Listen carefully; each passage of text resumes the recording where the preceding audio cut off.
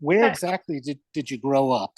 I grew up in Las Cruces, so in downtown Las Cruces, actually. And in time, that's actually where my work took me as well. So it's been quite an interesting place to grow up, and a lovely place to grow up. My mother is actually from Central Mexico, and my father is American. So we spent a lot of time back and forth between Mexico and the United States. But New Mexico has always been home. Yep. What exactly is your title? And more important, describe your role, what it is that you've been doing these 4 years. My title is Senior Manager Internal Communications. So I oversee communications that are going out to our teammate base, and those can range from corporate communications to cultural communications on the feel good end, and things that are going on within our various communities at our various facilities, to departmental or functional communications. So if we're supporting IT, security, safety, those departmental communications. So I oversee the team that manages those various communications, and the channels that they go out on to our teammates. Let's now talk a bit about your trip. First off, Space flight. yes. Space flight. Yeah, any way I've said it out loud, space or space flight, it just still sounds so foreign, which is so funny because as I've been working with the company, of course, we've been talking about this for 4 years, but now that I've actually been given the opportunity, it feels wildly foreign and very familiar at the same time, because of my role. And it's really, really exciting. So obviously, if you don't feel that emanating, I feel like every day I wake up and I just think about it nearly all day long. It's so exciting that it's coming up. So space flights coming up very soon. We'll be flying, so we're getting prepared for that and doing our training, and getting ready to start our training. I am going on. I actually am not from a technical background, as so many folks from our company or from that have flown to space before have been. And as someone who studied linguistics, as an artist, I have I like to think that my creative brain is actually my superpower. So it's the way I process information. It's a little different than perhaps someone from a technical background would. So experiencing space flight might allow me to look past the mechanics while we're going through every single piece of it end to end, right? So it's not just the actual space flight itself on the day, it's the training leading up to it, it's the ground-based training with our astronaut training crew, medical consultations, our moments with our hospitality team. It's all of that. So I'm really excited just to bring my own perspective to what that training is like. Okay. Are you scared? I am excited.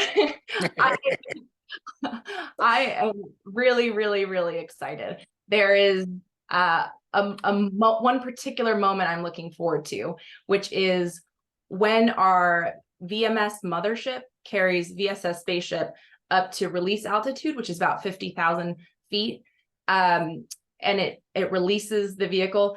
They're going to be counting that down. We're going to know it's coming, and so I can imagine that after 3 days of training, you wake up early that morning and you're getting in and you're starting to do that climb. You know that you're going on a countdown.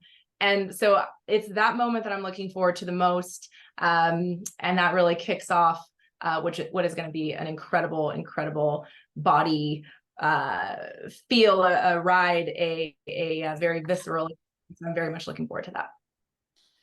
What are you hoping as a team member to accomplish? You've talked about some of that already, but specifically, you're sitting up there, countdown comes, well, the whole thing basically, when you get on the thing in the morning and everything. What specific things will you be looking for from the customer experience? Yeah.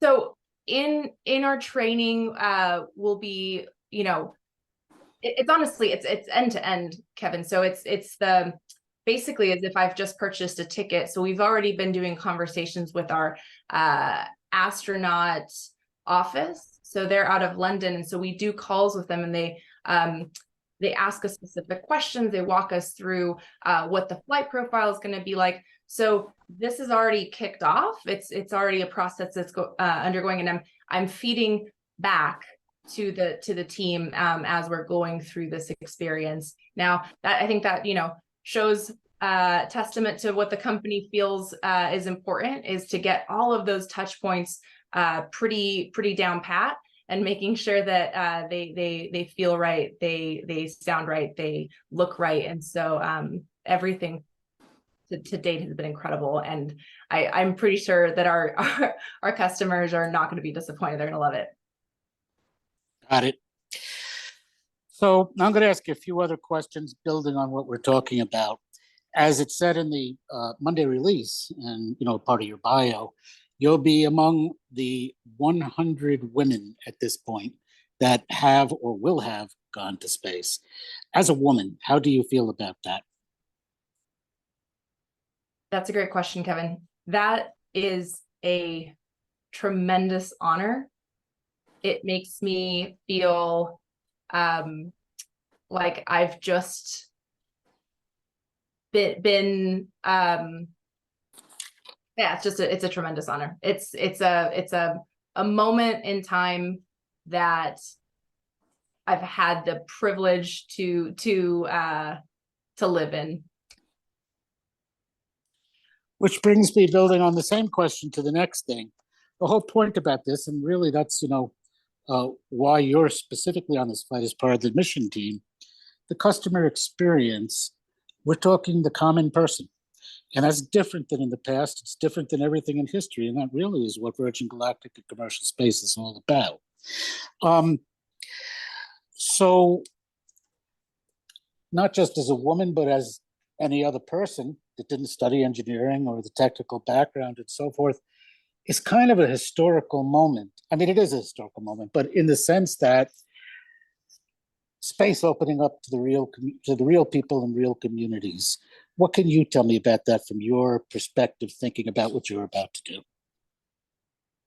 I think it speaks to full accessibility, which has been something that it's just been so few people having the opportunity to even see Earth from above or experience spaceflight or anything near it. And it's what the Virgin Galactic group believes in, of changing that global perspective, changing people's mindsets, taking people above and seeing the world from a place where you can't see borders and you can't see language and you can't see skin tone. And I think that is going to change human consciousness in a way when it's done repeatedly and often. And for what we currently have, which is 800 customers around the world, 66 nations represented, that are going to come here, experience that, and go back to their corners of the world and share that experience with others. It's going to be an absolute shift that happens. I asked if you were scared. Let me tell you, if I won a contest among journalists, because one journalist would go up somewhere along the way to write about it, you wouldn't get me on that thing no matter what. I'm scared. I'm a coward. So you have no fear of this at all? I feel excited. I know it's going to be an emotional experience. I know it's going to be an experience that it's going to probably be a little bit difficult to put into words.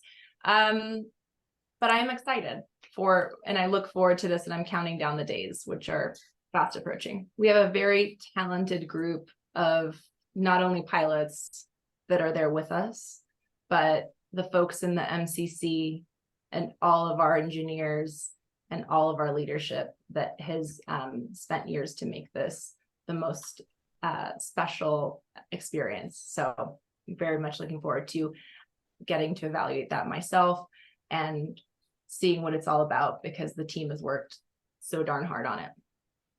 Your last question, red or green? Christmas. Good.